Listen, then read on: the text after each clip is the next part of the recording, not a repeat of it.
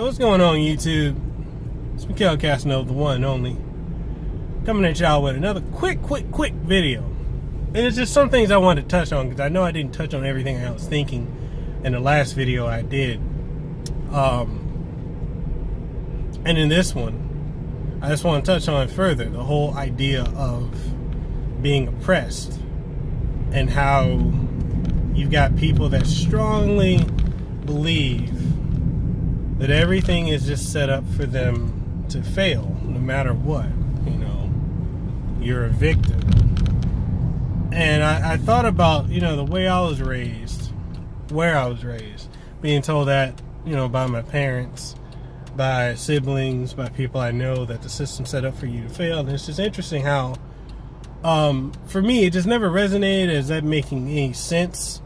And I always kind of railed against it. And, that's another thing, too. I've always railed against this whole group mentality. I'm very much an individual.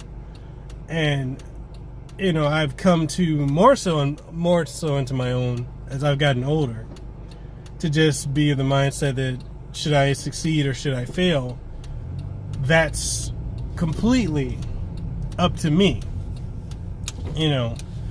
And I've noticed that there are so many people, especially I see it on Twitter.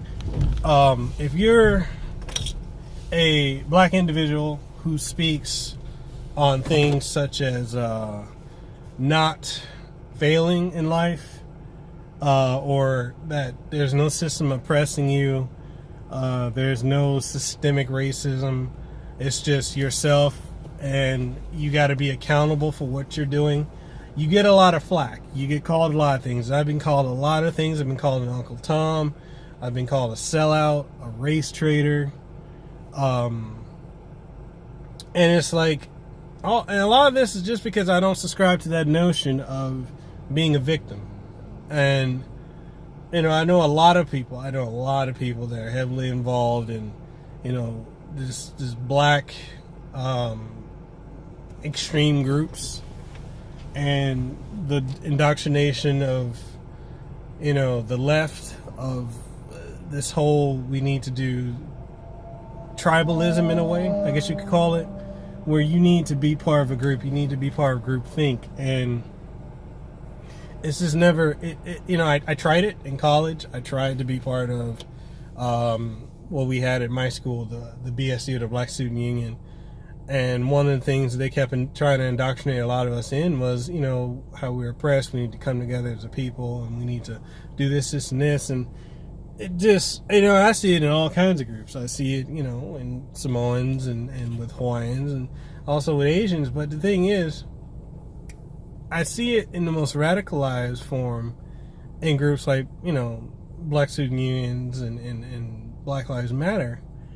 And I don't understand the need for the tribalistic group think that, is a white supremacist system, because it doesn't make sense to me. Like, how is a system set up for you to fail? People say, oh, well, generational poverty and where you're born and the circumstances that you have.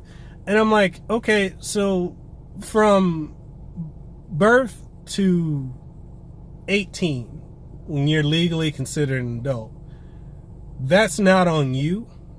That's on your parents for you being where you are.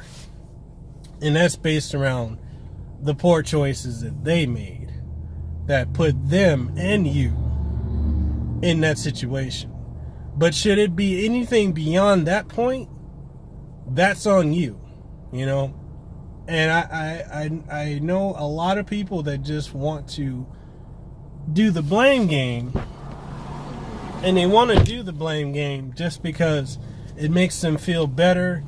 It takes all the responsibility out of their hands, and it makes it someone else's problem. And I can't rail behind that, because it's like, it just doesn't make any sense. Not to me anyway. It's like, where is your own accountability for the choices that you make from this point on?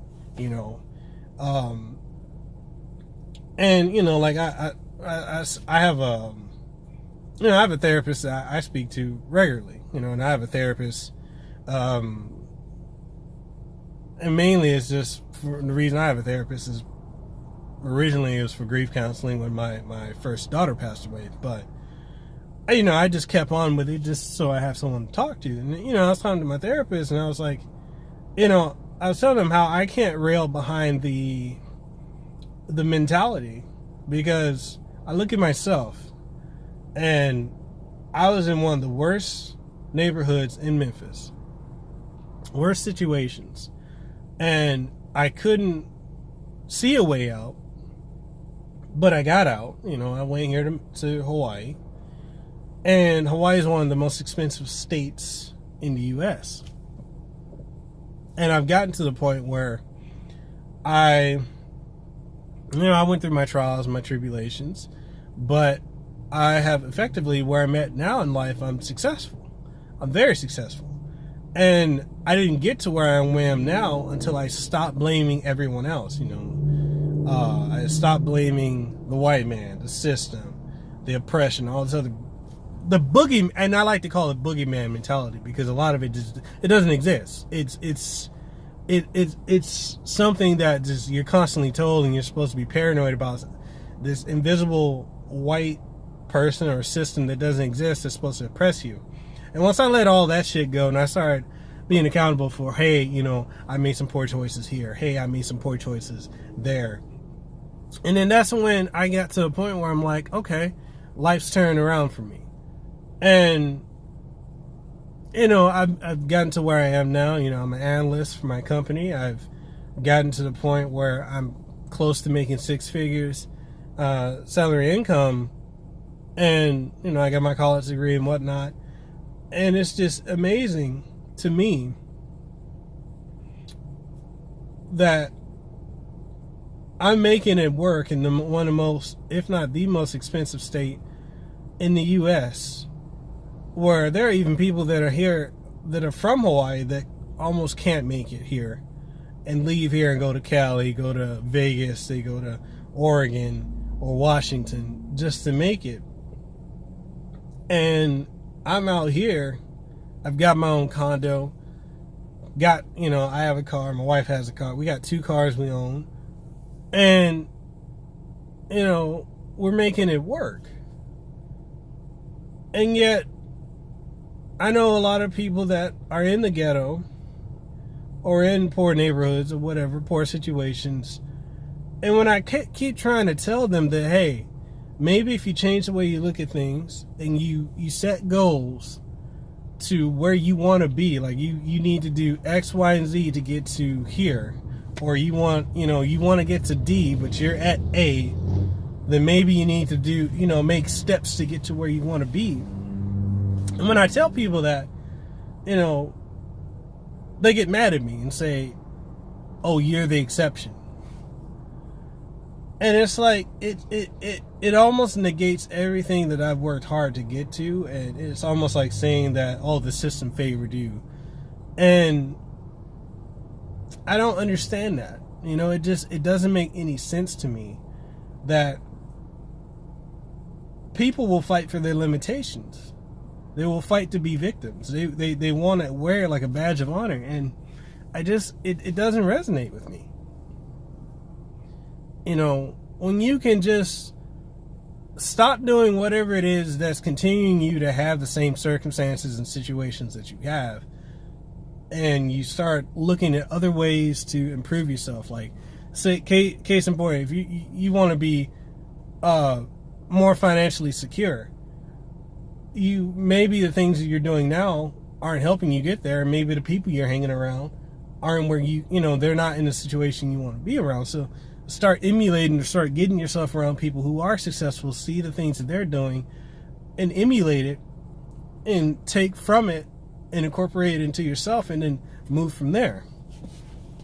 And that's something that I've been very good at doing. And it's just, I can't tell people that. They don't want to hear it. And it just baffles me. It saddens me to see that,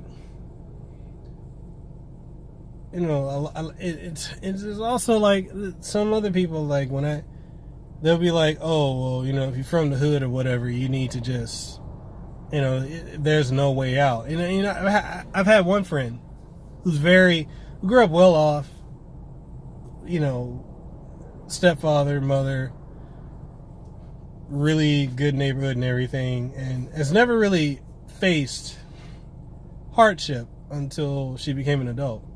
And talks about how, oh, if you're from the ghetto, you're from these systemically targeted areas, then you can't get out, you can't better yourself. And I'm like, for someone who's never been in that situation, how the hell do you know more about it than I do, and I came from it? How do you know that you can't get out of those situations? Oh, well, because it's just, there's no way. I'm like, so if that's the case, how did I get out of it? Oh, well, you're the exception. So that's like saying that no matter what, you have no control over your life. Like, you're just a puppet on the strings of whatever life decides to take you. And I think that's a sad, very, very sad mentality to have, because it shouldn't be that way. And when you can start taking accountability for your life, start bettering yourself, making better choices. Like, here's the thing, I don't think anyone should have a child in their teens. I don't think they should have a child in their early 20s, not until you're married, or, you know, and also not until you have gotten an education, you've gotten a skill set, and you've gotten yourself on a path to where you want to be in life, and with a career. And I don't say that in the sense of you just shouldn't, period. I don't think you should, because I think that there are things that should be in place before you bring a child into the world. And I'm speaking from experience in having kids very early in life, and not having, at the time, I didn't finish college and didn't have a career, but I have it now, and I finished school. And I'm just saying, to avoid a lot of hardships and to not repeat the cycle, it would make more sense to do it that way. And I know a lot of people that are my age of 29, they're 30, they're 31, they've had 4, 5, 6 sets of kids.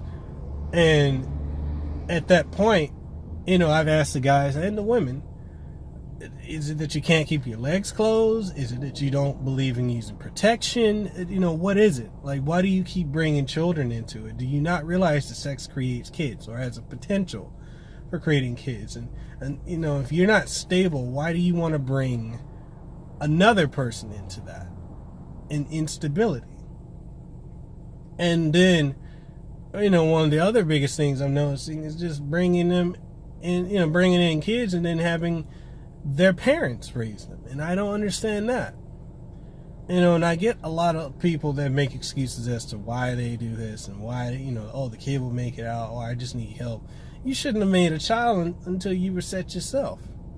That shouldn't be your parents' responsibility to raise your child. Your parents did not lay down with the person you decided to sleep with and have a child. But, you know, and that's a whole nother topic. I'll do a video on that. But, you know, it's just the whole thing about limitations and people wanting to fight for them. It just really blows my mind, you know, especially in the black community.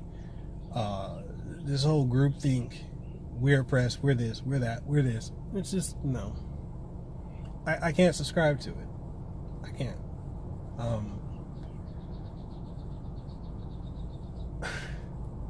It's illogical to me.